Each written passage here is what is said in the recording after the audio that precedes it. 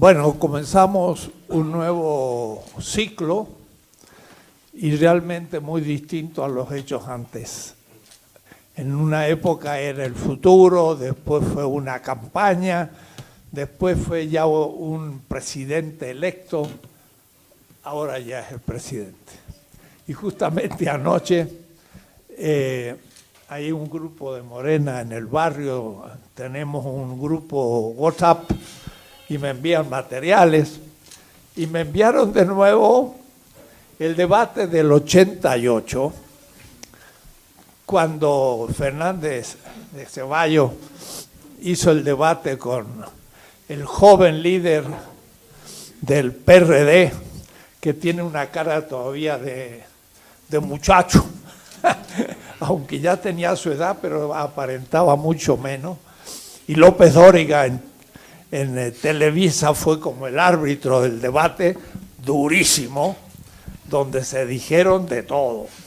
Pero hay un punto en donde Andrés Manuel López Obrador, que por supuesto defendía de que no se quemaran las boletas del sufragio, yo escribí un artículo en La Jornada de cómo ese documento era quizás más importante que la Constitución y todas las leyes, porque era un documento en donde cada ciudadano había dejado estampada su voluntad.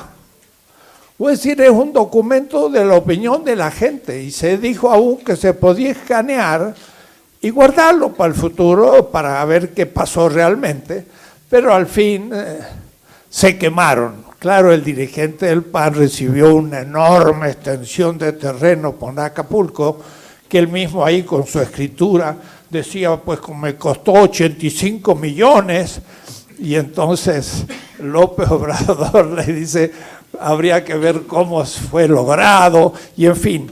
Pero hubo un punto que para mí fue definitivo, y que es el fondo del curso que quiero dar. En algún momento el joven político le dice al hábil litigador del PAN, somos muy diferentes.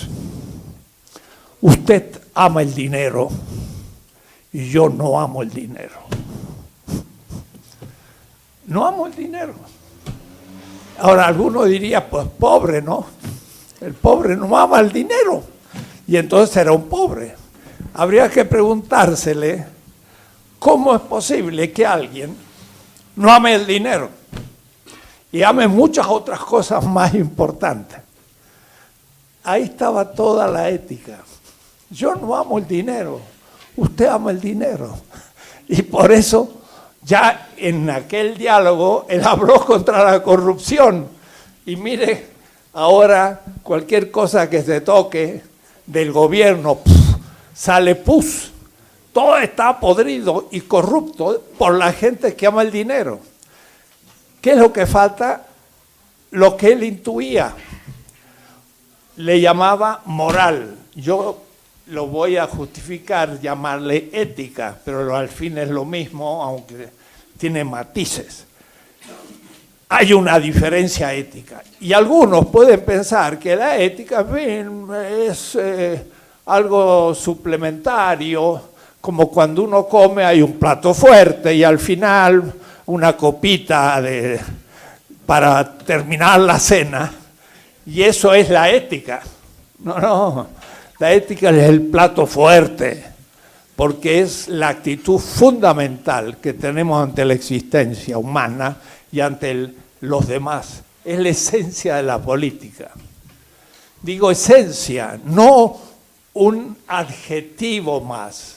Ya van a ver ustedes por qué. Y por eso entonces, él ha buscado algún texto que le pudiera servir de justificante y explicara a toda la gente, hasta los viejitos, por qué vale la pena jugarse por la moral o la ética. Y entonces usó un texto que se ve que ya en su juventud le llamó la atención, de un gran intelectual mexicano y gran escritor, de Alfonso Reyes, allá por 1944, quiere decir que han pasado 70 y tantos años, pongamos 80 en el 24, 80 años. Entonces, se ve que ese texto le llamó la atención en su juventud y dijo, este texto tendrían que leerlo todos los mexicanos para un poco tener una actitud ético-patriótica más que hacer un proyecto de vida donde, claro, hay que ser felices, hay que tener lo necesario para vivir, pero cuando uno pasa de lo necesario, empieza a acumular riqueza que es pobreza para otros.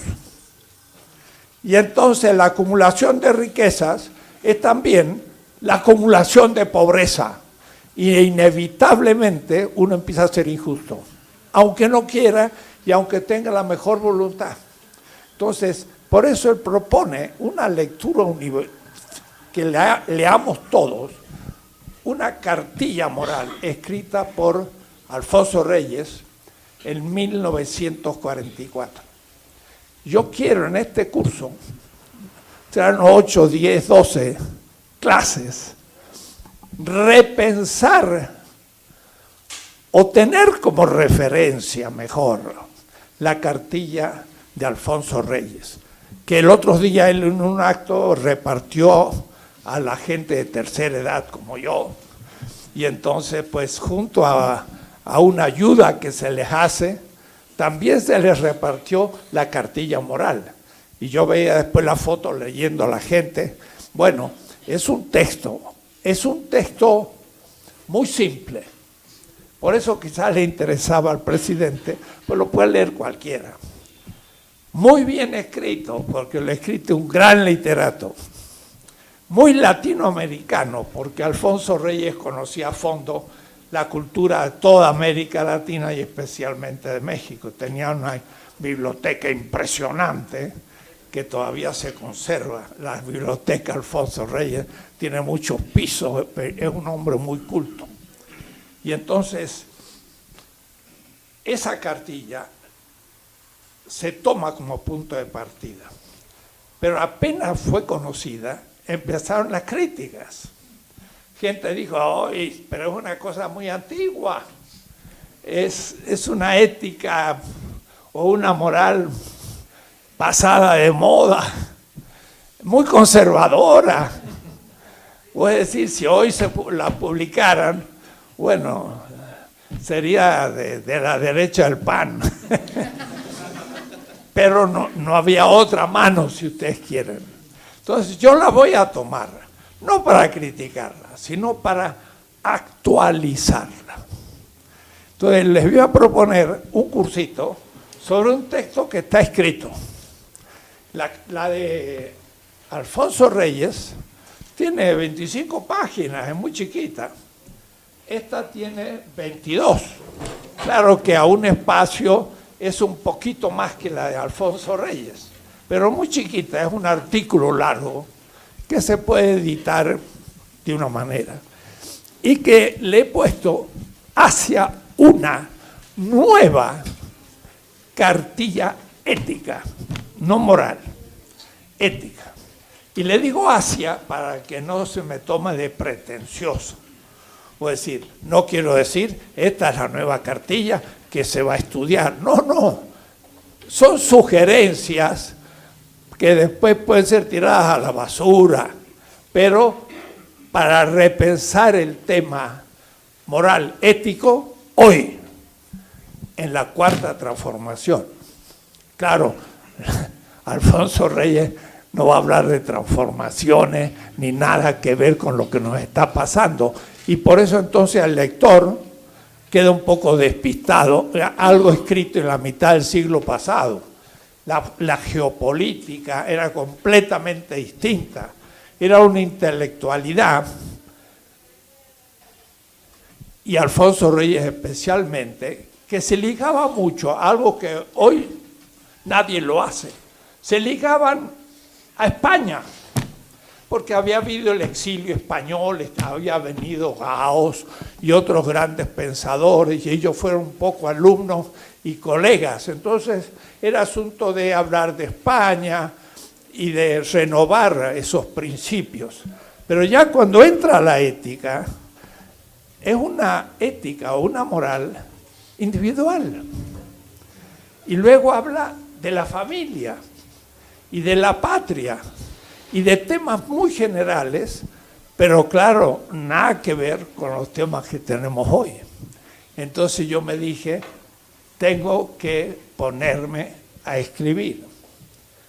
Y debo decirle que hace como 2 años, cuando el actual presidente propuso aquello de una comunidad política amorosa, la gente, la oposición también digo, mire, ahora que lo criticaban de violento, ahora se ha vuelto místico, porque habla de lo amoroso.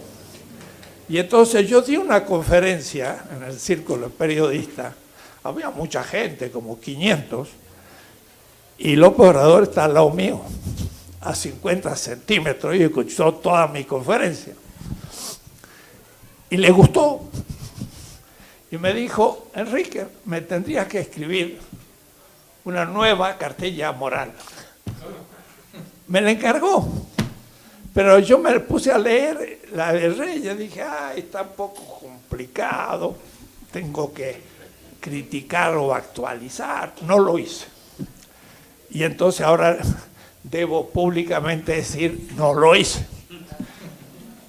Pero ahora que ya se mandó, vino la polémica y se está repartiendo, entonces ya se aceleraron las neuronas y dije, bueno, ahora sí la voy a escribir. Y entonces este es el texto que me pidió, que no significa que lo va a aceptar, pero se recordará que me lo pidió.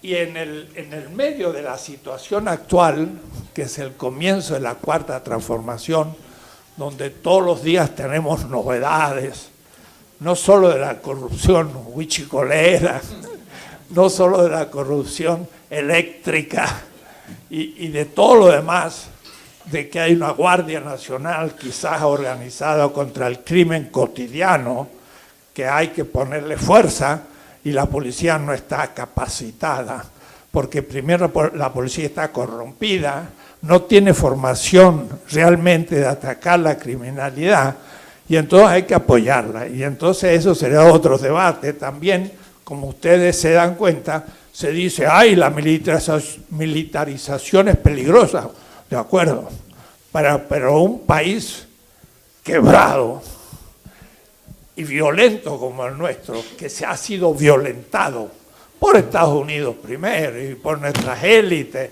y por la gente de cuello blanco, también se necesita mano dura. Y entonces hay medidas que tomar que pueden después, de 6 años, pueden disminuirse o desaparecer cuando la situación se haya mejorado. Quiere decir que estamos rodeados de problemas éticos, porque vemos que todo esto ha sido corrupción. Y no sé si alguno leyó, en esta escuela yo he explicado las 20 tesis de política. 20 tesis. Y la primer tesis la escribí en 2006, dándolo a un grupo como de 400 jóvenes del entonces PRD. Quiere decir que yo estaba en la línea ya, no soy reciente, porque cuando se formó Morena yo escribí un artículo en La Jornada diciendo, por fin se fueron de PRD, porque se ha podrido. Los chuchos lo liquidaron y ahora va a desaparecer. Cuando venga la próxima elección intermedia, van a quedar 1% y va a desaparecer.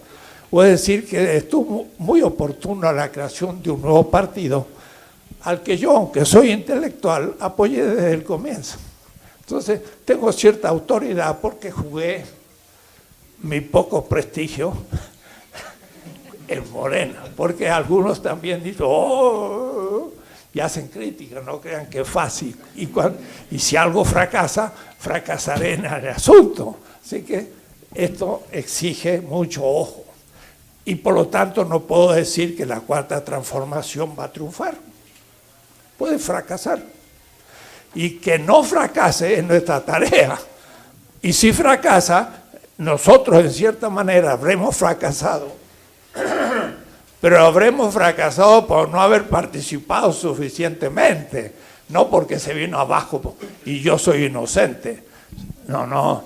Ya la participación no es de arriba para abajo, es de abajo para arriba. Y entonces hay cosas que pueden hacerse o no pueden hacerse. Y hay que entrar a esto. Y para esto es necesario un poco de teoría política. Y por eso esta escuelita, que empezó voluntaria, ahora ya es del partido. Ahora ya está dirigida por el Fisgón. Y a su vez somos una cuarta parte de esa mano de 4 dedos y vamos a ir creciendo en los próximos años. Pero y este curso es ya el primer curso con el gobierno en funciones. Y por ahora es pequeño, pero va a crecer porque en todas partes están surgiendo grupos de reflexión. Y gracias a que grabamos las clases, pueden ser reproducidas y discutidas en miles de grupos de jóvenes y de miembros de Morena para empezarse a hacer problemas teóricos y entender un poco la situación. Me parece por eso muy bueno que discutamos la nueva cartilla ética, porque está al origen del partido, en los dos sentidos. Como un partido de fútbol comienza y también un partido político. Es el comienzo, es la actitud subjetiva ante la realidad. Voy a explicar esto lentamente. Es aquello que le hace decir al joven político: lo que pasa que hay diferencia entre usted y yo. Usted ama el dinero y a mí no me interesa. ¿Y por qué no le interesa? Y no le interesa seguramente porque al padre y la madre, en su familia, el dinero no era tan esencial.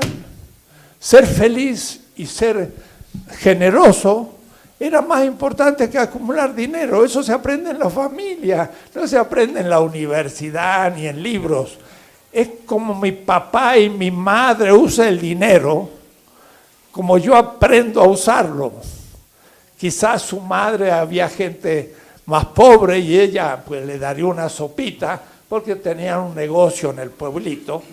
Y entonces él logró ver en su padre y su madre, no lo sé, habría que preguntárselo, es parte de su biografía, pero es así como se van mamando las actitudes éticas que después vienen constituidas formalmente en el adulto y hasta con teoría, y ahora sí uno marca un paso con claridad. Se le decía que era tosudo.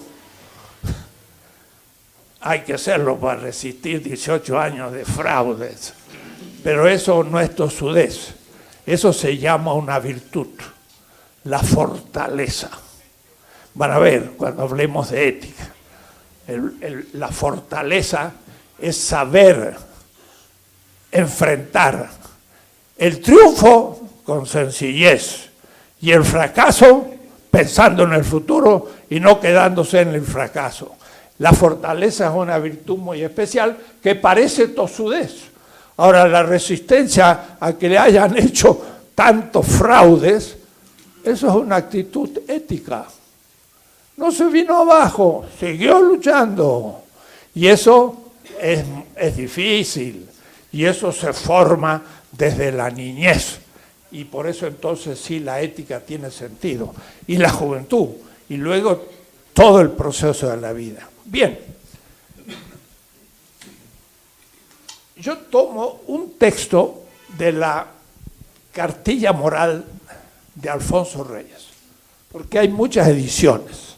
Pero hay una que publicó la Universidad Autónoma de Nuevo León, en Monterrey, Se llama Lecturas Universitarias y fue publicado en 1952, de un texto que le pidieron a Alfonso Reyes y lo escribió en 1944.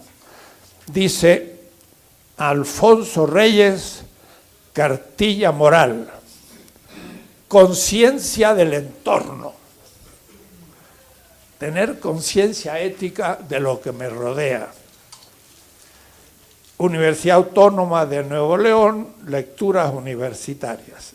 La ventaja de esta edición es que la universidad tuvo la buena ocurrencia de poner 3 textos cortitos, 10, 15 páginas, antes de la cartilla moral. Y los 3 textos se llaman Notas sobre la inteligencia americana, de Alfonso Reyes, 1936. Visión de la Náhuac, 1936. Inglaterra y la conciencia peninsular, 1914. Que sí que hay 3 textos aquí históricos antes de la cartilla. Y me pareció muy bueno, porque entonces me va a permitir a mí, de una manera muy pausada, dedicándole 2 o 3 clases o más, no tantas porque si no me llevo muchas clases, el contexto ético, no, histórico, actual, que Alfonso Reyes lo hizo solo hasta el 40, nosotros hasta el 2020. Entonces vamos a actualizar, pero no voy a surgir ni siquiera de la conquista de América. Los que han seguido mis clases saben que yo soy un poco más exagerado y empiezo mucho antes, miles de años antes. ¿Y por qué miles de años antes? Porque entonces en esa historia voy descubriendo los elementos fundamentales de la cultura mexicana. Y descubrimos que es un pueblo originario, que lo tenemos bastante olvidado. No manera de crítica, sino manera de sugerencia. Creo que hay que pedirle consejo para el Tren Maya, que no se llama de otra manera que un pueblo originario como los mayas. Si se llama Tren Maya, habría que por lo menos preguntarle a los mayas, ¿qué tal? ¿Hacemos el tren o no lo hacemos? Y si lo hacemos, ¿por dónde? Y si hacemos el trazado, ¿dónde ponemos las estaciones? Y luego, ¿cómo vamos a manejar las estaciones para que los turistas no nos destruyan la cultura que tenemos? ¡Ah, wow! Entonces, lo mío no es una crítica, pero es una sugerencia. Pero para poder hacer eso tenemos que saber que son los mayas, porque los mayas y los aztecas y los otomí, nuestro pueblo originario, son lo mejor que tiene México. Entonces, le voy a dedicar, aunque sea unas palabras a ese pueblo, para que hagamos un recorrido y llegamos a la Cuarta Transformación, pero va a ser un largo recorrido para llegar a la Cuarta. Y entonces la Cuarta Transformación se ve no solo en la época republicana del comienzo del siglo XIX, sino en los últimos 20.000 años. ¿Qué les parece? Y tiene entonces un sentido histórico mundial, porque México es un pueblo que puede ser visto como una de las grandes columnas de la historia universal. Y en América, con los incas, pero aún más que los incas, por el número de habitantes, por la riqueza cultural y arqueológica y demás, México es la cultura más antigua de nuestro continente. Y entonces tenemos que honrar ese pasado. Pero cuidado, no es pasado, es presente. Porque tenemos indígenas viviendo. Entonces no es asunto de guardarlo en un museo. Van a ver usted la significación política que tienen. Porque ellos tienen un proyecto que también puede salvar a la civilización presente desde un punto de vista ético. Porque el proyecto de la modernidad es ser rico, es tener dinero. Y en cambio un indígena diría, toda esta gente, blancos y mestizos, quieren ser ricos. A nosotros no nos interesa, como dijo el candidato a presidente. Y pueden vivir felices sin un centavo. Y entonces eso es ejemplar y tenemos mucho que aprender. Y ecológicamente es el camino correcto para salvar la naturaleza y la vida de la humanidad. Y entonces tenemos mucho que aprender de nuestros indígenas, no para meterlo en un museo y mostrarlo folclóricamente al turismo, sino para aprender a ser humanos y salvar la naturaleza que estamos destruyendo. Entonces, para eso poderlo decir hoy, voy a empezar por la historia. Y la historia no va a ser para contar una historia, no, es para descubrir el sentido del presente.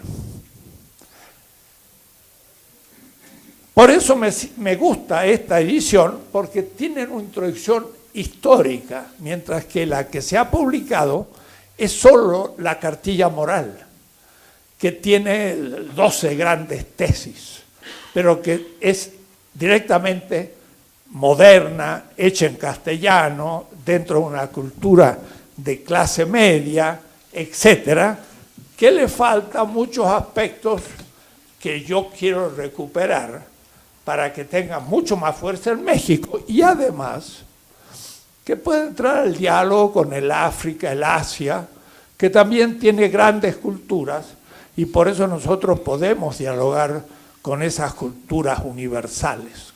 Como mexicanos tenemos que volver. Los norteamericanos no tienen nada de esto.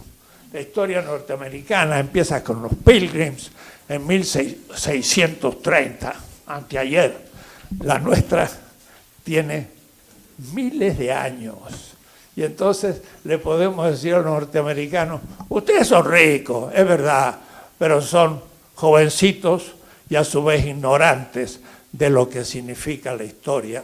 México es un pueblo antiguo y ha recorrido mucho camino. Entonces tenemos que dignificar a nuestro pueblo y la ética va a caminar por ahí. Entonces tiene ciertas pretensiones mayores que la pura cartilla de Alfonso Reyes, pero con textos de Alfonso Reyes publicados en esta edición. La visión de la náhuatl y después la crítica a Inglaterra, aunque no tanto como debiera. Y después entonces empieza la cartilla moral. La cartilla moral tiene lecciones. Lección 1, lección 2 y hasta la lección 12.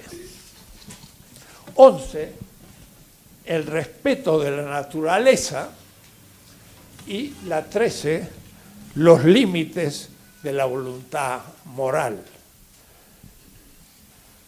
Quiere decir que está muy pequeña y va indicando uno por uno ciertos temas. Yo no voy a seguir en la ética el proceso de Alfonso Reyes, pero les recomiendo la lectura del libro. Es chiquito, miren, el del libro, casi diría yo, y es un folleto. En este, que tiene una introducción larga histórica, tiene 61 páginas, pero la cartilla moral propiamente tiene 25. Quiere decir que es muy fácil. En la computadora pongan en internet cartilla moral y aparece ahí bastantes versiones, la pueden imprimir y la leen en una ida de metro porque es muy corta. Entonces no es difícil. Dicho lo cual, entonces empiezo con la propuesta. Y no le puse propuesta porque me dije, si digo propuesta, como hay muchas ideas, van a tomar esto entre las otras y se van a disolver, y me parece muy difícil que pueda escribirse una nueva cartilla moral por encuestas o yuxtaponiendo textos de muchos grupos.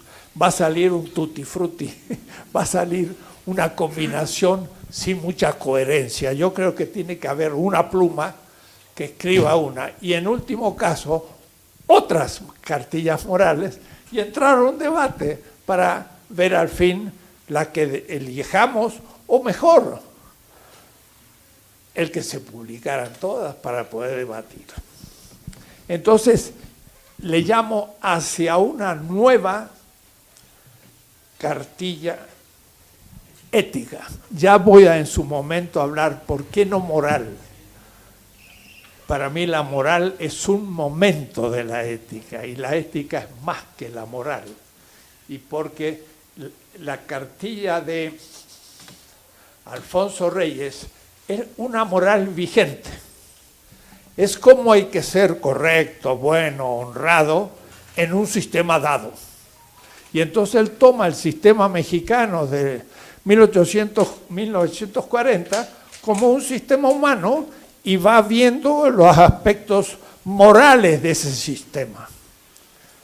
Pero si somos un poquito más avisados y tenemos una actitud crítica, que también voy a enunciar, entonces el sistema moral vigente tiene ciertas víctimas. Y si tiene ciertas víctimas y me pongo yo en el lugar de las víctimas, empieza la crítica de la moral vigente. En la esclavitud en Norteamérica y aún entre nosotros, ahí en Morelos había esclavitud, había ingenio, había pobres bantúes o africanos que habían sido comprados como animales y que morían en los ingenios produciendo azúcar. Y claro, alguien podía escribir la ética colonial, qué bonito. Pero si yo me pongo en lugar del esclavo, yo diría, el sistema es bastante injusto, ¿no? Yo vivo muy, muy mal, me tratan como animales. La esclavitud para el esclavo es injusta, pero para el dueño del ingenio es normal, es lo vigente. Entonces, desde ya, la primera distinción que va a valer para todo el curso y que no lo voy a repetir y tampoco por ahora es el sistema. Todo sistema ético moral que lo voy a representar con un círculo es un sistema moral. Pero ese sistema moral puede ser criticado desde las víctimas de ese sistema. Si el sistema es la esclavitud, qué bonito el ingenio. El otro día estuve en un ingenio ahí en Morelos, unas paredes gigantescas, bellísimo, se hace una hacienda, un hotel y unas decoraciones, y uno dice, qué bárbaro, ¿no?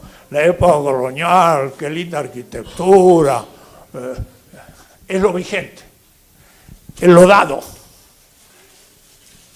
Pero me pregunto después, ¿y esas paredes de 1,50 m de ancho, quién las hizo? Lo hicieron los indígenas de Morelos, porque eso era, primero que nada, fue una encomienda. ¿Y cuánto le pagaron por hora a esos indígenas? Nada, nunca, no hubo salario. La encomienda era trabajo gratis para el indio. y para el Señor una espléndida hacienda después. Entonces, si yo miro la pared desde el indio, que deja su sangre entre piedra y piedra, digo, qué bella pared.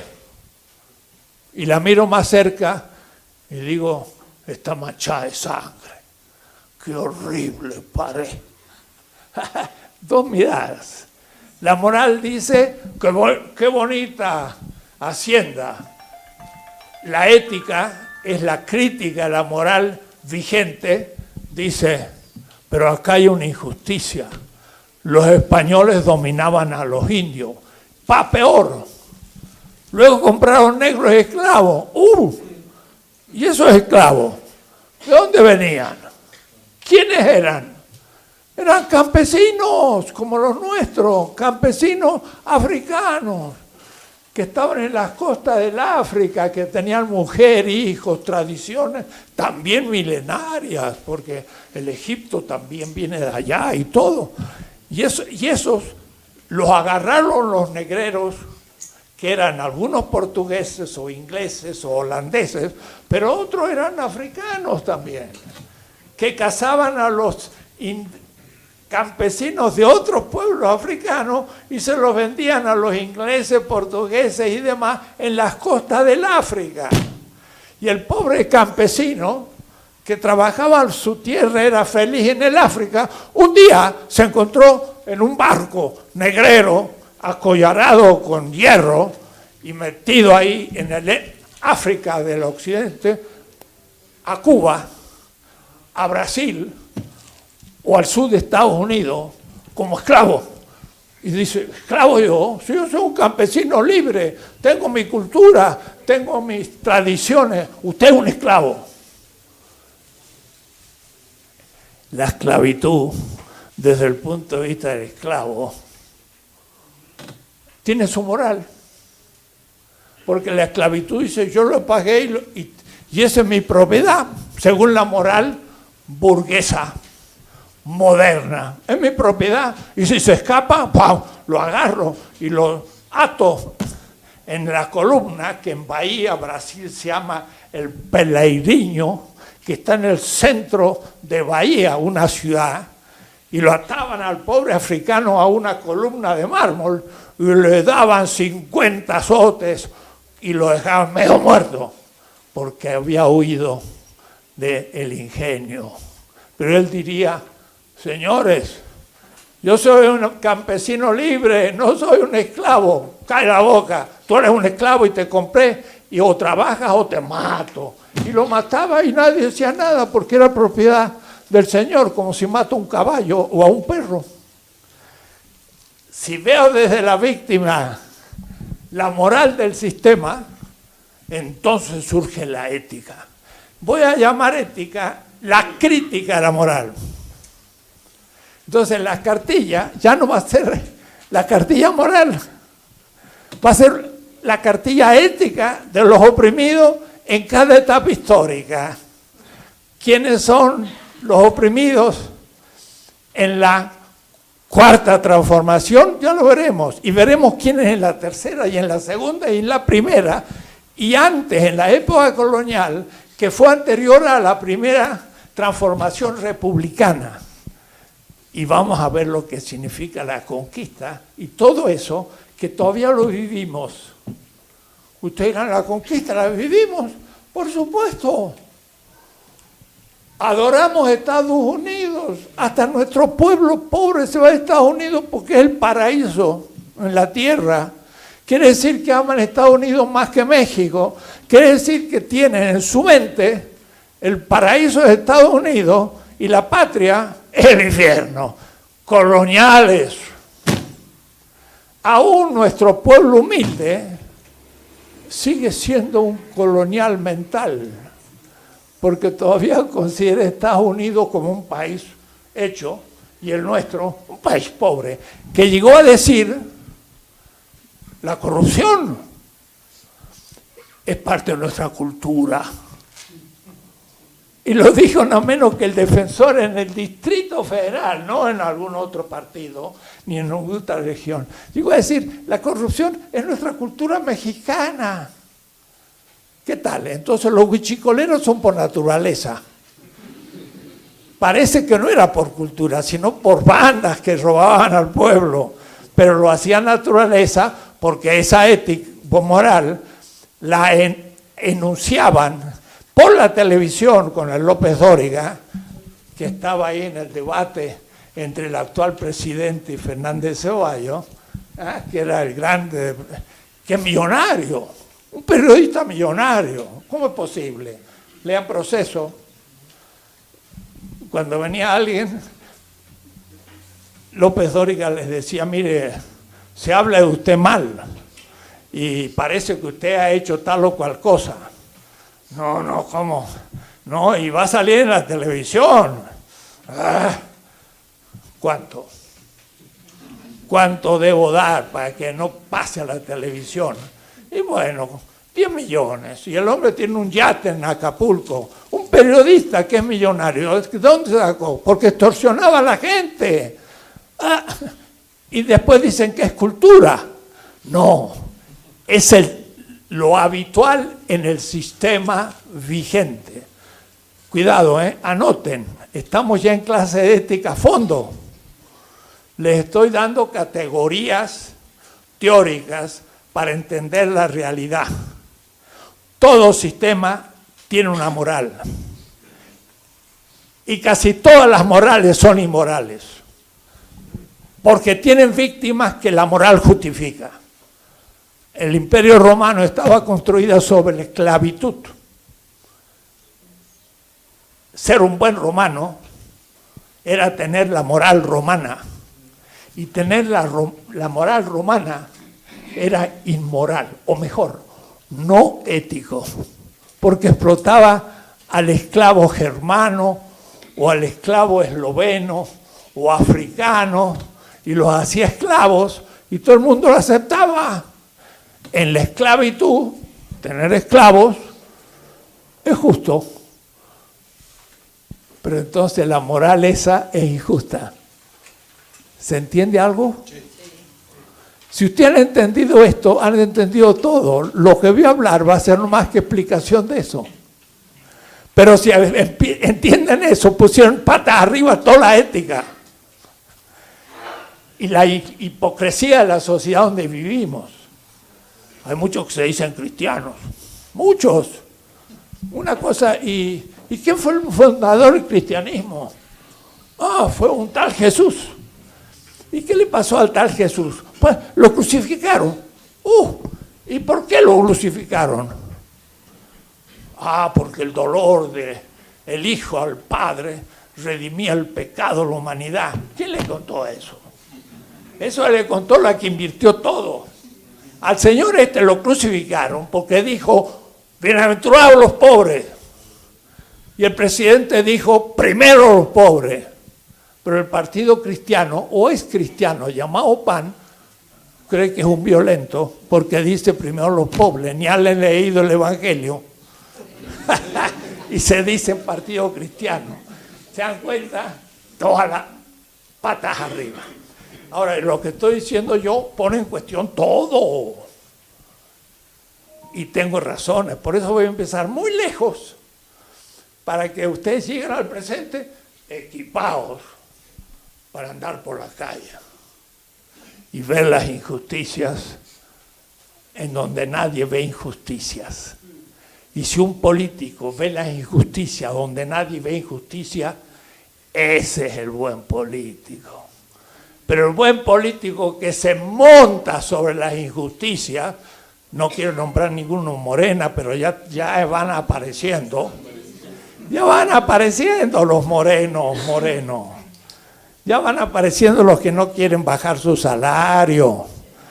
Los que ya están recibiendo moches y que quieren ser los dirigentes, aún del partido. Hay conflictos para dirigir. No, la cuestión no es conflictos para dirigir, sino tendrían que estar codeándose para mejor servir. Y entonces sí, ese conflicto sería bueno. Tú no sirves suficientemente, yo voy a servir más. Y por el mismo precio o por menos precio. Pero el humano es humano y la naturaleza humana. Se dice que hay un pecado original. Lo que hay son estructuras del mal que se ocultan. Vamos a irlas viendo. La ética que yo tengo, la empecé a construir a mis 18 años. Van a cumplir 70 años. La ética que tengo. Y he andado por muchas partes del mundo. A mí el señor Fernández Ceballos no me va a convencer, ni ninguno de ellos, porque no saben nada de ética. Yo sé una ética muy antigua y muy crítica. Siempre digo, Hammurabi, el rey de Babilonia, hace 3600 años, dijo, en el primer código de derecho que conoce la humanidad, el código de Hammurabi, yo he hecho justicia con la viuda, con el huérfano, con el pobre y con el extranjero. ¿Qué tal si hoy Estados Unidos tomara en serio a Hammurabi, que hace 3600 años dijo eso? Trataría mejor a los extranjeros, trataría mejor a los pobres, trataría mejor a las mujeres, porque he hecho justicia con la viuda del otro, no la mía. Trataría mejor a los niños, porque dice, he hecho justicia con el huérfano, no con mi hijo. Ahí tenemos una ética crítica hace 36 siglos. Mi ética es muy antigua, por eso es actual. Van a ver. Bien, se tiene las siguientes partes, las reflexiones que voy a hacer.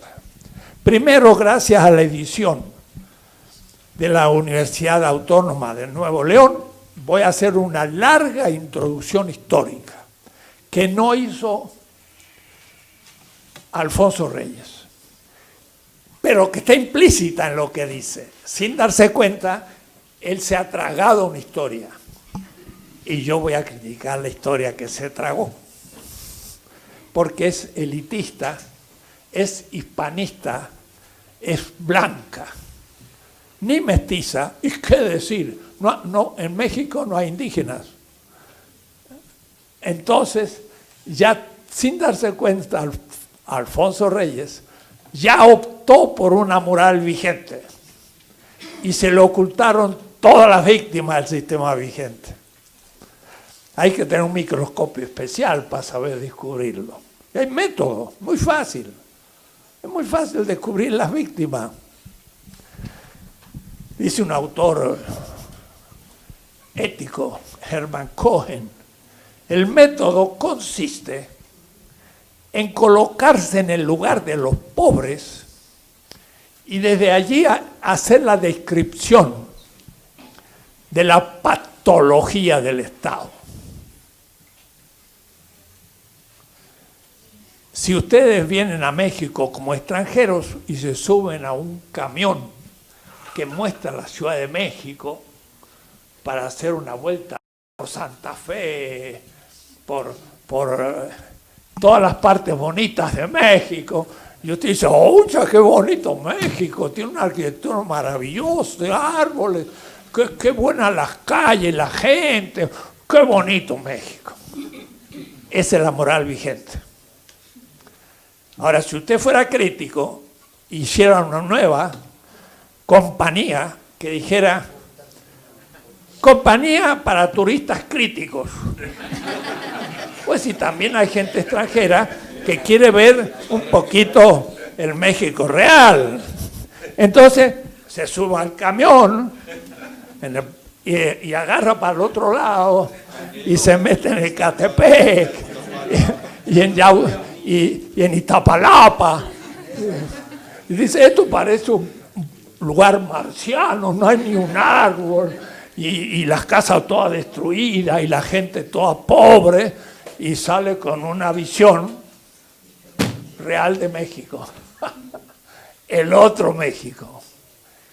Ese es el que ve el ético, y ese es el que vio ese joven dirigente, que no importa si era del PRAN o del Partido Comunista o de quién, vio la gente, y estaba junto a ella todo el día, y los mismos campesinos le llamaban la atención lo temprano que se levantaba el joven de 23 años que estaba trabajando con ellos, enviado por un candidato del PRI en su patria chica. Se llamaba López Obrador, lean el proceso. Pero mire qué interesante, Juárez es indígena, y los indígenas se levantan con el sol y se acuestan con el sol. Debo decir que se acuestan mejor que nosotros, porque nosotros tenemos luz eléctrica y ya no nos acostamos con el sol, sino con la luz eléctrica. Y nos levantamos antes del sol muchas veces. Es decir, trabajar de sol a sol es mejor que trabajar de lamparita eléctrica a lamparita eléctrica. Pero los indígenas se levantan con el sol y se acuestan con el sol. Entonces, Juárez era tempranero también. Miren qué casualidad. Entonces, eso de a las 6 de la mañana empezar a trabajar es propio del indígena de Juárez y de este otro joven que aprendió eso no sé dónde, si en su casa o en sus compromisos políticos, pero muestran ya su carácter. Bien, entonces, veamos un poco la historia de México, pero desde la Cuarta Transformación. No significa que va a ser la historia de la Cuarta Transformación, sino desde el horizonte de la historia mundial, cómo surge en la historia mundial América Latina, y en América Latina cómo surge México, porque da la casualidad que México en América Latina tiene también una posición muy particular, y entonces denota su presente por su pasado. Para anticiparme, el ser humano llegó desde el Asia, desde el extremo oriente del extremo oriente, caminando por los hielos polares, y de ahí fue bajando a América hace unos 30.000 años, mucho tiempo, y llegó al polo sur, al sur, allá por Chile, la Tierra del Fuego, hace unos 12.000 años. Eso los arqueólogos lo saben, porque los esqueletos tienen fecha. Quiere decir que de 30.000 a 12.000 les llevó 18.000, 20.000 años. 1 kilómetro cada 1.000 años. Fueron bajando muy despacio. 1 kilómetro, 10 cuadras cada 1.000 años. Despacito. Y a los 12.000 años estaban en Tierra del Fuego. Y empezaron arriba. Pero cuando llegaban a México, la Sierra Madre Oriental y Occidental le hacían un embudo. Quiere decir que por este valle ha pasado toda América del Sur, o por las costas o por la montaña, porque la navegación hasta hace 1.000 años antes de la era común no funcionaba, que sí que no podían hacer travesías muy largas por el Océano Pacífico, por el Caribe sí, pero más bien volviendo hacia el norte. Quiere decir que México era un embudo. Por acá pasó todo el mundo. Pasaron todos los que van a ser el imperio inca, los tupi guaraní, el Brasil, los onas y los acaluf del sur de Chile, todos pasaron por acá. Hace cientos de miles, 30.000 años. Entonces, Veamos primero entonces que América fue poblada por los habitantes del extremo oriente, y son el extremo oriente del extremo oriente. Somos asiáticos, somos el extremísimo oriente del oriente. Somos los que se cayeron del mapa por Bering, pero aterrizaron en lo que es Alaska y Canadá. Y los esquimales tienen un pie en Siberia y un pie en Alaska. Son los que se quedaron ahí porque ya empezaron la presencia de la conquista que paró las inmigraciones. Entonces, miren qué notable. Somos asiáticos. Y somos asiáticos hasta genéticamente. No es un asunto simbólico, es genética. Los genes de nuestros pueblos originarios son en 70% de Eurasia, no de Europa, del Asia. De Europa no podían venir, el Atlántico estaba cerrado. Había que pasar a Groenlandia, ahí a Terranova. Eso hicieron los vikingos allá por el séptimo siglo de la era común. Pero era muy complicado, había que tener buenos barcos y eso ya supone mucho. En cambio, lo otro eran los glaciares, hacían caminos y los indígenas aprendieron a caminar sobre los hielos y fueron llegando. Somos asiáticos por parte de madre, digo yo, porque la madre de América Latina es la indígena. Es Malinche, porque el español se casará con una indígena. Y el mestizo, que es la mayoría de la población, tiene por madre a una indígena y por padre a un español. Blanco uno, indígena el otro. Bueno, van a ver ustedes qué historia supone eso. Es decir, que el mestizo va a ser una combinación histórico mundial fenomenal, pero vamos despacio. Empecemos. Hoy voy a dedicarme solo al primer paso, porque en el rostro de un indígena yo veo a Eurasia. Eurasia es un continente enorme. Lo voy a simplificar, por supuesto. Europa, el Mediterráneo, el África, la India, la Indochina, la China y Siberia. Y esto es toda Europa y aquí. Eso es Eurasia. Se llama Eurasia porque es Europa y el Asia. De paso, no es Asia, sino una cantidad de culturas. Es como los europeos llamaron a todos los que no eran europeos de ese enorme continente. Ya es una ideología.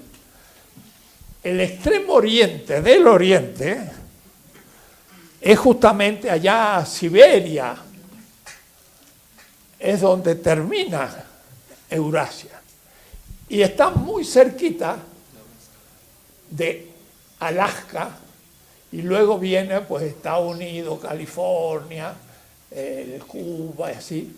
Y América Latina está bastante tirada para allá. El Pacífico es enorme, no lo he aquí dibujado, porque es casi 2/3 partes de la Tierra, el Pacífico. Todos los habitantes de la América originaria vienen del Asia. Eso no hay duda. Claro, cuidado. Unos de Siberia, otros de lo que sería después las islas que hay en esas regiones, que son Japón, Filipinas, Indochina aún con la isla de Java. Hay costumbres nuestras que son de la India, Huitzilopochtli, el quinto sol, de la piedra del sol ahí en el Museo de Antropología, yo siempre digo, está sacando, vayan a verlo la próxima y lleven a los niños para que aprendan, el sol, el quinto sol, y el quinto sol está sacando la lengua. ¿De dónde sacó la lengua? Es una costumbre hindú, indochina, que llegó a México. Desde la India. O es decir, vean ustedes, tenemos no solo del Asia siberiana, y no solo de Indochina, y de Java y de Borneo. Yo siempre cuento la historia de un amigo cuna, indígenas cuna de Panamá en el Caribe. Sería, los indios cuna están por acá. Y ellos son casi incontaminados, son todos igualitos de la isla. Y él estudiaba en Roma, haciendo un doctorado. Y me dice, cuando llegaban las fiestas de Indonesia, Indonesia, Java y Borneo son unas islas que están por acá, en el Asia, por acá. Yo iba a la embajada de Indonesia, el día patrio, 16 de septiembre de ellos. Y entonces había un grande banquete y se comía muy bien. Y entonces dice él, yo no sabía una palabra de indo, ni sabía lo que era la Indochina, pero yo iba porque ese día se comía fantástico. Y entonces yo entraba a la embajada para la gran fiesta y todos lo dejaban pasar como tal. Era un indochino perfecto. Su rostro era un indochino, se podía colar y comer perfectamente, porque quiere decir que efectivamente los indios Onas fueron un grupo de Indonesia que se fueron por Alaska y llegaron al Caribe hace 25.000 años. Esto para qué ver. Y entonces nosotros tenemos ya una respuesta a algo fundamental. La visión que tenían del mundo nuestros indígenas y principalmente los mexicanos, los otomíes, los zapotecas, los olmecas, y los nahuas y demás, tenían una visión del mundo en las cuales había muchísimas semejanzas entre ellos. Pero no solo eso.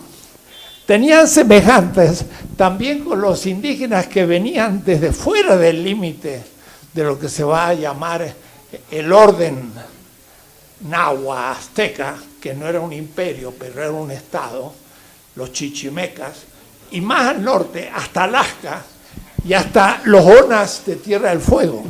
Hay un autor que se llama Kierkegaard, que estudia las religiones de los antiguos habitantes de América antes de la conquista.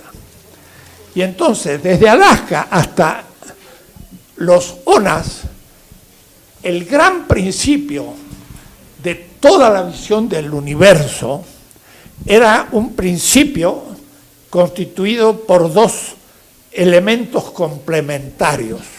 Cada uno lo llamaba a su manera. Los aztecas le llamaban Omé Teotl, de donde viene también Quetzalcoatl. Quetzal divino, Coatl el cuate, el otro. Omé el dos, Teotl el divino dos. Pero en realidad son dos principios, padre, madre del universo. Y es desde los esquimales hasta los Onas, todos piensan que el universo al comienzo fueron dos principios que generaron el universo. Eran dos principios. Bueno, esto acontece exactamente en la China, en Japón, en Corea y también en los pueblos siberianos. Ellos creen que el comienzo es un principio dual y entre los chinos se llama el yin yang, que lo representan por un círculo como una S. Y aquí entonces este signo está en la bandera de Corea, pero es en realidad los dos principios del universo. Quiere decir que desde estas regiones hasta toda América hubo una semejanza cultural fundamental. Nuestros indígenas que venían del Asia también tienen semejanza con los japoneses, los chinos, los indochinos. Yo le llamo a esto el núcleo ético-mítico del norte del Gobi. En un lugar por ahí vivieron los pueblos en el Paleolítico, hace 100.000 años, cuando llegaron el Homo sapiens desde el África a Europa y después se instalaron aquí y llegaron hace 30.000 años a nosotros. Pero fueron a América y fueron hacia el sur, pero también fueron a Corea, fueron a Indochina, fueron a Siberia y hasta llegaron a estas regiones. Aquí está el origen cultural de la visión del mundo de nuestros pueblos. Y entonces los aztecas tienen, igual que los incas, igual que los otomíes, que los chibchas, que los tupi guaraní, dos principios del universo en el origen. Quiere decir que son como una familia de pueblos. Allá, mucho antes, claro, de la conquista. Y a tal punto ese doble principio estaba, que regía toda la vida. Los aztecas llamaban al Tepetl, quizás alguno que sepa náhuatl me puede confirmar, al núcleo urbano, a la ciudad. México era, cuando llegaron los españoles, ¿cómo se llama esto? El Altépetl. Y el Altépetl era la comunidad. Pero la comunidad estaba organizada y el Altépetl de Tenochtitlan estaba organizado en una región norte de la ciudad,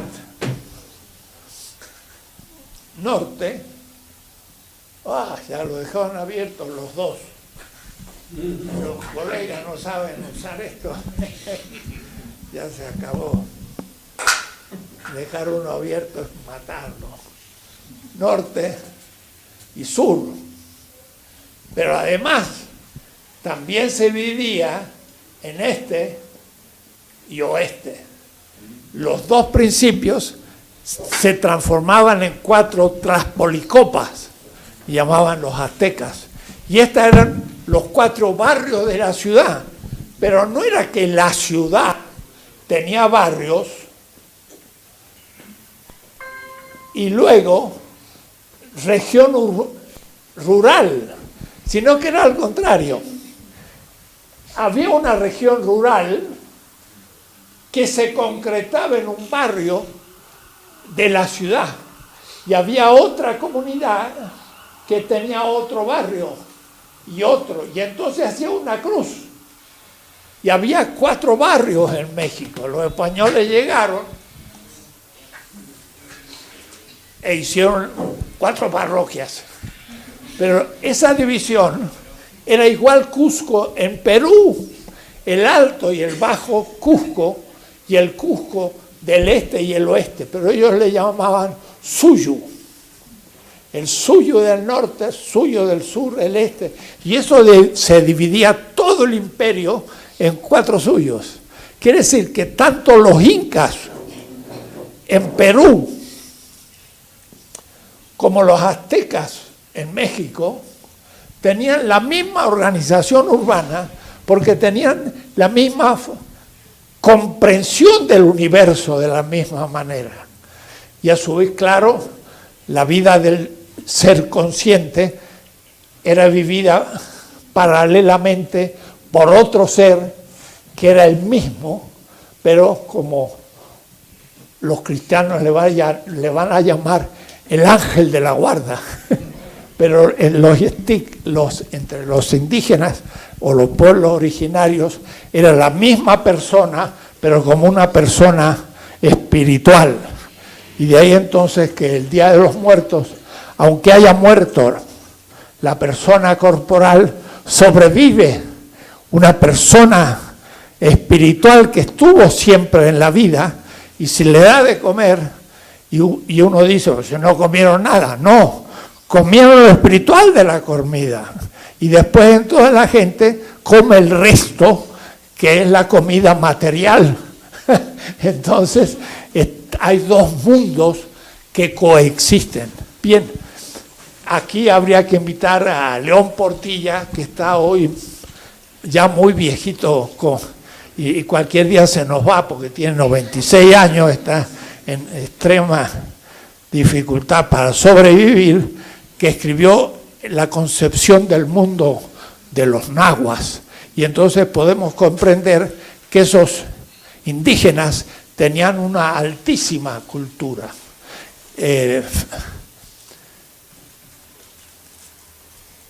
Los antropólogos, como Enrique Flores Cano, ha hecho la descripción pormenorizada de lo que él llama el Estado azteca. Los aztecas, uno de los 3 pueblos coordinados, no era un imperio, ni era el único, sino que eran 3. En realidad eran 4 y uno se quedó por el camino porque eran 4 partes. Pero los aztecas eran los más fuertes, pero no los únicos ni los primeros. Mire, la organización azteca se parece a la organización de los iroqueses junto a los grandes lagos. Los iroqueses, que eran como 500,000 de indígenas que lucharon contra los norteamericanos, apoyados primero por los franceses y después traicionados por todos. Eran como 1,000,000 de indios, indígenas, y eran 4 pueblos al principio, después fueron 6. Pero ellos tenían toda una gran organización política, y el pueblo más chico es el que empezaba la discusión en la gran casa, The Great House, le llaman ahora en inglés, pero en iroqués. Cualquier problema lo discutía primero el pueblo más chico, y lo solucionaba, pasaba al segundo, al tercero y al cuarto, que eran el pueblo más grande, los iroqueses, solo podía decir sí o no. Si decía que no, empezaba la discusión de nuevo. Y si aprobaba, entonces se llevaba a cabo. Al más fuerte le dejaban solo el elegir lo que habían discutido los más débiles. Entonces, en esta composición del imperio azteca, los aztecas eran los más fuertes, que tenían el mejor ejército, pero no eran los primeros, estaba dividido en 3. Era un estado muy particular y tenía vida económica y tenía instituciones. Muchas veces elegimos nuestras autoridades, hasta en la universidad, a la manera azteca, que primero se presentaba un candidato y era discutido por las partes, y poco a poco se llegaba hasta el fin tener el tonatiuh, el rey del grupo, que el rey de los nahuas era el más importante de todos, pero no el gran emperador como el romano, sino compartía la vida. Enrique Flores Cano hace una fantástica descripción del Estado azteca, o es decir, ese Estado fue el más evolucionado de todo el continente americano. El Inca le sigue y tenía un tipo de organización muy particular. Era familiar. El Inca se organizaba por casamientos. Las hijas de los incas en Cusco, se casaban con los caciques de los territorios que conquistaba el Inca. Y entonces ya los hijos de la mujer de un reino, de un cacique de un reino, pero de una mujer inca, era inca. Y por los incas, entonces había la unidad del imperio. Pero también era un imperio de 2 o 3 millones de personas. El mexicano tenía más que eso, tenía 6 o 7 millones. Hay que pensar que el imperio romano tenía 30 millones, solo 30. Entraba casi en el Distrito Federal ampliado. Y era, pues, de esta manera. Bien, tendríamos entonces que profundizar esto. El continente americano tenía 3 tipos de civilizaciones. La civilización más bien nómade o nómada eran las del norte y las del sur. Eran los que no eran agrícolas ni urbanos. Entonces, al norte de la región, los iroqueses estaban aquí, y al sur estaban los nómades, cazadores, eran los menos desarrollados de los pueblos americanos, pero ya con sus ritos, religiones, cultos, sabios, tradiciones y 1000 cosas. Había un segundo grupo, que eran los plantadores, que eran sobre todo los grandes Tupi Guaraní, el Caribe y el pueblo del gran valle del Mississippi, Missouri, que eran ya pueblos semisedentarios que acumulaban riqueza, que tenían plantadores, que organizaban ya la vida de un nivel mucho más desarrollado. Pero lo que se llama la América nuclear estaba sobre el Pacífico y sobre las montañas, a más de 1000 metros de promedio, aunque a veces menos como los mayas, a 20 grados media de calor en el año, más bien más temperatura templada. Los del norte eran muy fríos, los del sur eran muy fríos y los demás eran demasiado tropical. Y entonces en estas regiones es que estuvieron todas las grandes culturas de Mesoamérica, culminando con los aztecas y los mayas, pero después en Colombia estaban los chibchas y en Perú una cantidad de pueblos que culminaban en el Imperio Inca. El Imperio Inca iba de Popayán, en Colombia, hasta Mendoza, en Argentina.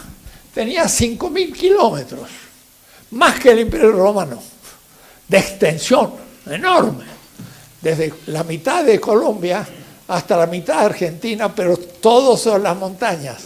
Nada de los valles, eran demasiado tropicales y no permitían la vida. Esos grandes pueblos tenían gran concentración demográfica y los españoles que llegaron al Caribe se encontraron con indígenas con poco desarrollo civilizatorio. No encontramos ni en Cuba, ni en Haití, ni en Santo Domingo, ni en las costas, ninguna ciudad, nada. Creían que esto era, creían que era una península al sur de la China. Eso no se los puede contar, porque Colón no llegó a América. Diría yo, nunca estuvo en América. Estuvo siempre en el Asia, porque Colón, igual que los españoles de la época, pensaban que al sur de la China había una gran península. Le llamaban la cuarta península del Asia. Era la península arábiga, la India, Indochina y una cuarta península al sur de la China. Y hay mapas de 1487 donde está pintado En realidad, esta era una península pintada por los chinos, pero mal puestas, porque era América del Sur, al sur de la China, y se tragaba todo el Pacífico, y a esto le llamaban el Gran Golfo. Los chinos descubrieron, según últimos descubrimientos, por 1423, América. Y hicieron mapas. Llegaron al Portugal y Enrique el Navegante dio esos mapas y los españoles los tenían en mano. Y Colón entonces dijo, el mundo, la Tierra, es más chica, porque si América del Sur está al sur de la China, de aquí, de Europa, llego allí más rápido y entonces puedo llegar fácilmente. Pero lo que pasaba es que esa península al sur de la China era un error geográfico, cartográfico. Hicieron mal el mapa, pero de todas maneras Colón llegó a las Bahamas creyendo que estaba en la tierra del Gran Khan, que era la China. Piensen ustedes el despiste. En las Bahamas creía que estaba en la China. Y él buscaba la China y encontró a Cuba. Y cuando llegó a Panamá, Colón, a Panamá, los indígenas le dijeron, del otro lado hay un mar. Y él creyó que era entonces la gran península después de la cuarta, la gran bahía, ¿no? Y entonces Colón dijo y escribió en el diario a bordo, estamos a 10 días de navegación del río Ganges de la India y estaba en Panamá.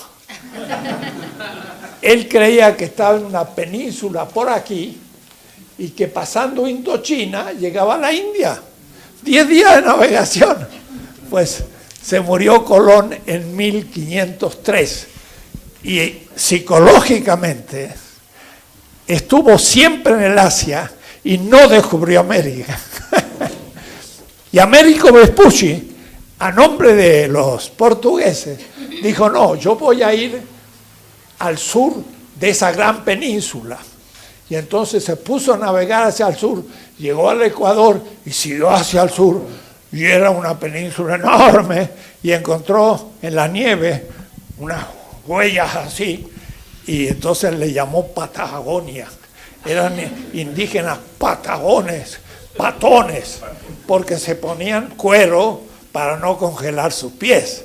Pero entonces dijo, es un mundo nuevo. Tampoco era América, era una península asiática más grande de lo que se pensaba. Pero de pronto apareció en Alemania un cartógrafo que compró unos mapas chinos y portugueses e hizo el primer mapamundi, y en donde, fantástico, puso una cuarta península en el Asia, puso Europa y el África entera, y América la dibujó con costas del Atlántico y costas del Pacífico en 1506, cuando nadie había llegado a América para descubrir sus costas. ¿De dónde lo sacó? De mapas chinos. De paso, América del Sur estaba bajo de la China y estaba en su lugar real, 2 veces. Entonces, por eso que el pobre Colón murió en la India y le puso las Indias, que después fueron las Indias occidentales y las Indias orientales, la de Nehru. Es muy bonito rehacer la historia porque es muy distinto de lo que nos cuentan en la escuela. Es una historia distinta a la real y esperamos que haya reforma educativa para hacer todo de nuevo, porque, dicho entre nosotros, ni el secretario de Educación está al día de los descubrimientos históricos hoy. No digo en la tercera transformación, sino en la cuarta también sigue siendo eurocéntrico y no ha descubierto América todavía. Pero ya iremos de a poquito hablando. De esto yo hablé ya en la Cámara de Diputados hace un mes y pico y dije, reforma educativa ni la hemos empezado, porque tenemos que recontar la historia y todo de otra manera, y no tenemos gente que lo haga.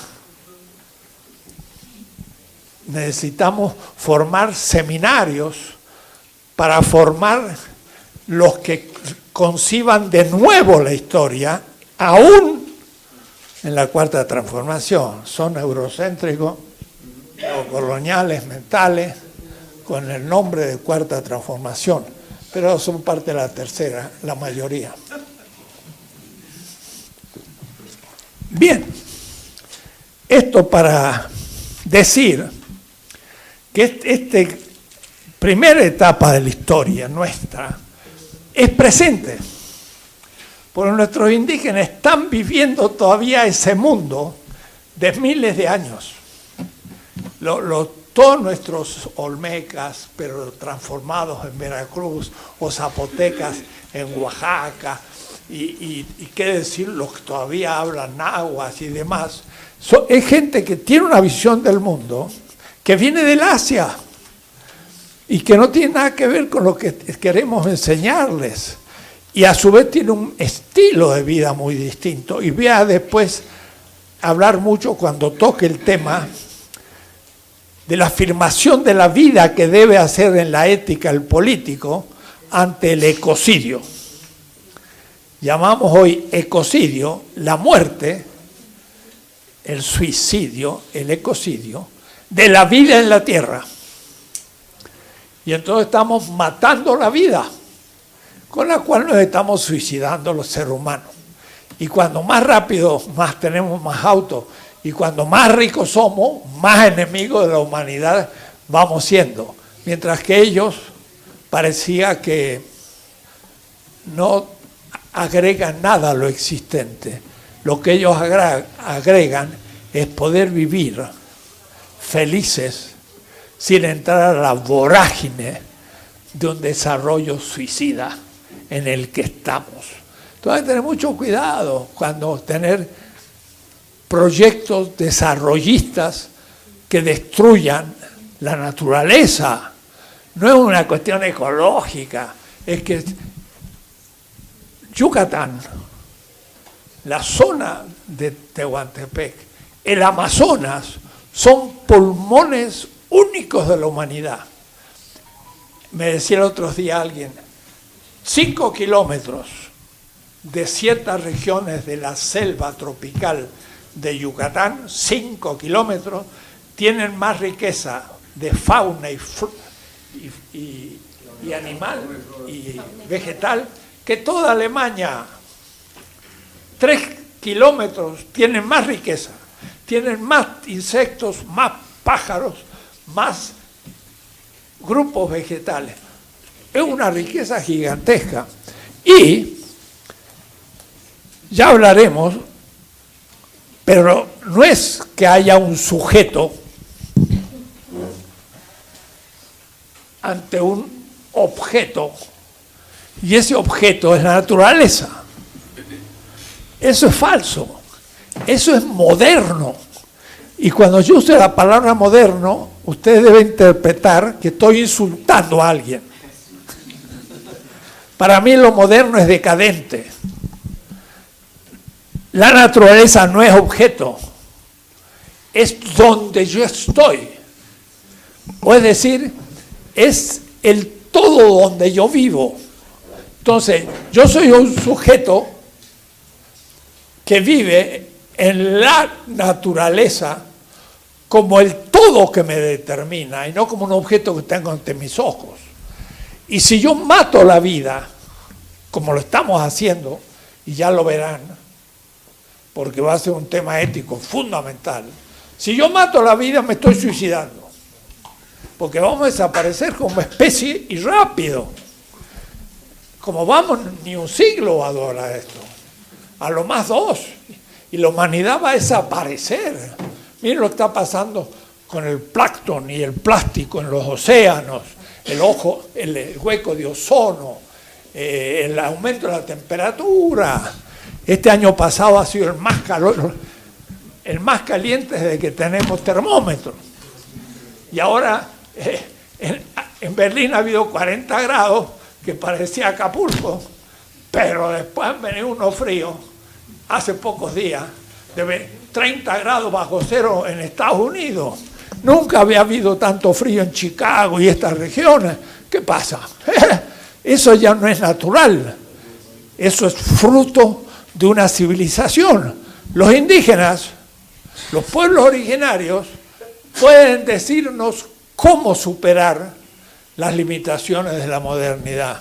Su vida es muy distinta. Entonces, nosotros decimos, este año ha sido un buen año. Hemos aumentado 3%. ¿Qué? Producción de autos. ¿Hemos mejorado? Ha sido un año nefasto. Tendríamos que haber dicho, este año usamos 3% menos de autos. Y 3% más de monopatines y bicicletas y otra cantidad de cosas que tenemos que empezar a aprender de ellos, de nuestros indígenas, que saben cómo vivir la naturaleza. Entonces, hay que no ponerlos en una vitrina del museo, sino decir, los pueblos indígenas vienen miles de años antes de la modernidad, están atravesando los 500 años del desarrollo de la humanidad, que empezó en la modernidad con el descubrimiento de América. Vamos a ver después, en la próxima. Y sobreviven, y esperamos que sobrevivan, para enseñarnos cómo superar la civilización que estamos creando. Porque con la que tenemos vamos mal. Claro, alguien dirá, tenemos más autos, tenemos medios de comunicación, sí, pero ahora vamos a tener que elegir entre la tecnología cuál es susceptible de ser reproducida según el criterio de la vida y no el aumento de la ganancia del capital. Y ese va a ser el tema ético central. Y eso, cuidadito, Morena va a tener que todavía caminar largamente.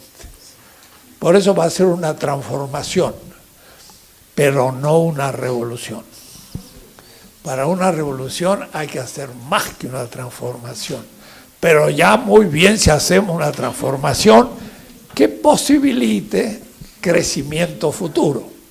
Y entonces hay que tener conciencia de los límites, porque hay una extrema izquierda muy honesta y muy moral o ética que quería una revolución a fondo. No es posible. Hay un principio de factibilidad. Miren lo que le está pasando a Venezuela. Hugo Chávez habló del socialismo del siglo XXI y se equivocó. ¿Por qué? Porque intentó demasiado. Ahora, ¿quién le sugirió ese nombre? Hans Dietrich, un profesor de la UAM Xochimilco. Y el otro día vi que hacía un diálogo con la Aristegui en CNN, y a Hans Dietrich parecía que había dado vuelta a todo y no reconocía el error de haberle inculcado a Hugo Chávez de hablar del socialismo del siglo XXI, que ni él, profesor en la UAM Xochimilco, sabía qué era. Y Chávez tampoco, y Maduro tampoco. Y se están jugando por alguien que nadie sabe lo que es. Evo Morales es un indígena. Es más sabio. Ellos dicen, nuestro proyecto lo estamos haciendo. ¿En qué consiste? Ya veremos. Y eso es lo sabio, porque no sabemos cuál es el proyecto. Y no podemos saberlo, y nunca nadie lo supo, el proyecto en el que se metía. Porque se va haciendo de la marcha. El capitalismo en el siglo XVI ni sabía lo que estaba haciendo, ni sabía qué era el capitalismo. Apenas se empezó a sospechar lo que era 3 siglos después, en el XVIII. Entonces, ¿y usted está en contra del capitalismo neoliberal? ¿Cuál es su proyecto? No tengo. Ah, entonces si no tengo, cállese. No. Nadie tiene un proyecto, porque el proyecto se hace sobre la marcha. Lo que yo sé que esto no funciona, y vamos a ir probando por error y dentro de lo posible, y según principios éticos, ¿no? Dentro de lo posible, y después cometo contradicciones. Entonces, lo político exige la factibilidad, hacer lo posible. Y en eso, el presidente es un excelente ejemplo. Tiene un olfato político que no es populista, es distinto. Vamos a probarlo. Tiene un olfato ético, pero dentro de lo posible, pero no de un pragmatismo sin principios, sino de un pragmatismo con principios éticos. Y el que tiene principios éticos no puede hacer todo, sino algunas cosas, porque los principios éticos no me dejan hacer todo. Pero dentro de lo que puedo hacer éticamente, haré lo posible. Volverme contra Estados Unidos como el pobre Maduro es imposible y es una mala ruta. Habría que ver cómo cambiar el temporal, tendiendo puentes, sabiendo que uno es débil, y como dicen los chinos, Mao Zedong. Mao dice en el Tratado de la Estrategia, el Japón es fuerte, la China es débil, no está desarrollada, pero el Japón es chiquito y la China es enorme. Conclusión, vamos a hacer una guerra prolongada. ¿Qué significa? Viene el japonés y yo hago como que me defiendo y huyo. Mira estos chinos que son unos cobardes. Y huye, la gran marcha. Murió 80% de su ejército. Era una manga, un grupo de cobardes. Huían del fuerte. Pero el fuerte era chiquito y se fue debilitando. Y luego el débil, que era enorme, llegó a un punto que lo terminó al Japón. Eso es estrategia. Entonces dice, China es grande, pero débil. Si yo creo que soy igual que Estados Unidos, soy un imbécil.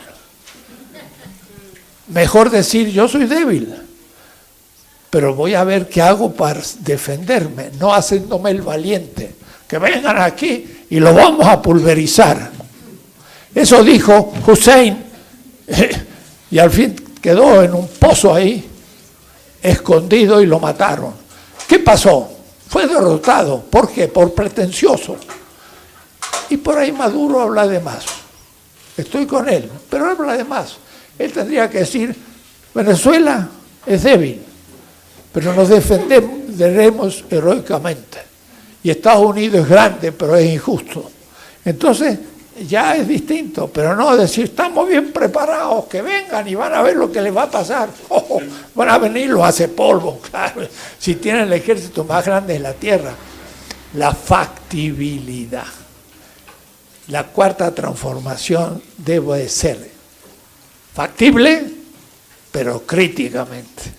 Y por eso que la extrema izquierda dice, eso no es revolución, es una reforma, no sirve para nada. No quiero nombrar ni a los periodistas ni a los políticos que dicen eso. Está descerebrado, es un loco, está haciendo estupideces y todo. Y y sin embargo es presidente de México. ¿Tú eres presidente? No.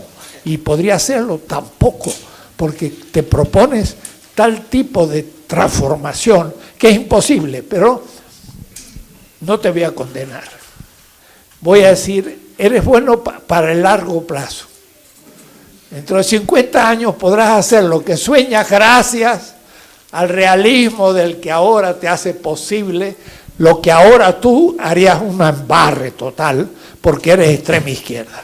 Entonces a veces la extrema izquierda se toca con la derecha, porque la derecha dice no hay que cambiar nada y la extrema izquierda hay que cambiar todo.